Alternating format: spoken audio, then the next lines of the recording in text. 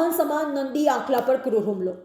ભાજપના પૂર્વ સાંસદના ગામ ભાચરમાં ધાર્મિક લાગણીને રેસતા ગામ તંત્ર સૂતેલું કે પછી મૂંગું। રાજ્યના એક એવું ગામ જ્યાં પૂર્વ સાંસદ રહેતા હોય, જ્યાં વિકાસના નારા ગુંજાતા હોય, ત્યાં મંદિર પાસે પૂજ્ય નંદી આખલા પર મધરાત્રે કુવાડીથી ઘા મારી જીવલેણ હુમલો થાય અને તંત્ર તપાસ કરી રહ્યા છે કહેશે ત્યારે આ દેશમાં ઘાસ ચરતો પશુ પણ સુરક્ષિત નથી તેવી વાસ્તવિકતા સામે ન જણાય। આ ધર્મ પર સીધો હુમલો છે। ભગવાન શિવના પવિત્ર નંદી પર હુમલો માત્ર એક પશુને ઇજાગ્રસ્ત બનાવવાની ઘટના નથી, આ ધાર્મિક લાગણીઓની ઘાતકી તોછામણ છે। સમાજ માટે આ ગર્વનો નહીં પરંતુ શરમનો મુદ્દો છે।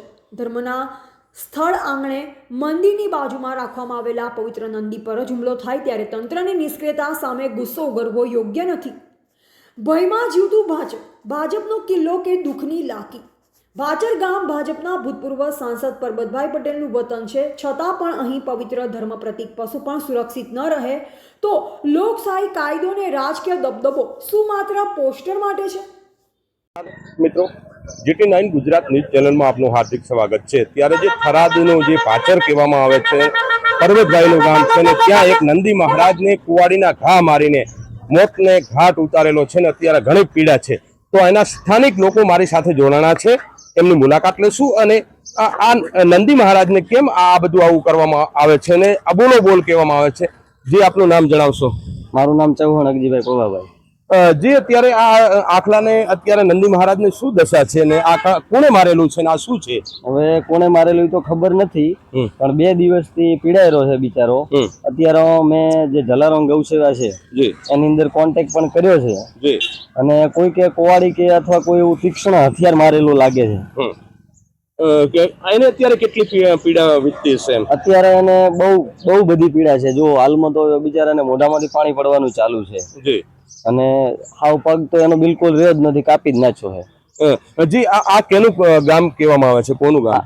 આ ગામ પરબતભાઈ પટેલનું છે। જે ભાચર કહેવામાં આવે છે તે પૂર્વ સાંસદ પરબતભાઈ પટેલનું ગામ છે અને આ ગામમાં તો આવું થવું જ ના જોઈએ, પણ છતાં આ કાળમુખા અને આવા અધર્મે આ કોણ લોકો આવા હશે? તો આ જે અબોલો બોલ છે, જે અબોલો પ્રાણી છે તેને કુવાડીના ઘા મારવામાં આવ્યા છે ને આ સ્થાનિક લોકો જણાવે છે। તમે દ્રશ્ય જોઈ રહ્યા છો, જે આ નંદી મહારાજ છે, આ નંદી મહારાજને આવું કેમ મારવું પડે છે કે આ કેટલો વજવાડ કર્યો છે ને આ નંદી મહારાજને મારવામાં આવે છે, કુવાડીના ઘા માર્યા છે અને આને મોતને ઘાટ ઉતારી નાખ્યો છે ને આ પરબતભાઈનું ગામ કહેવામાં આવે છે ને આ જે આ રસ્તો છે તે ઓટવેલિયા કહેવામાં આવે છે ને જેમ ઓટ હાલતો હોય એવો રસ્તો છે અને આ પરબતભાઈનું ગામ છે ને આ ઓટવેલિયા રસ્તા ઉપર જે નંદી મહારાજ અત્યારે જે બેઠો છે એને કુવાડીના ઘા મારેલા છે અને આ મોતને ઘાટ ઉતારેલો છે।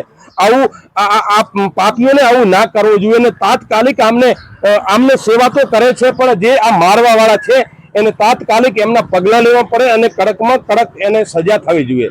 નમસ્કાર જી, મારી સાથે કેમેરામેન દશરથ ઠાકોર।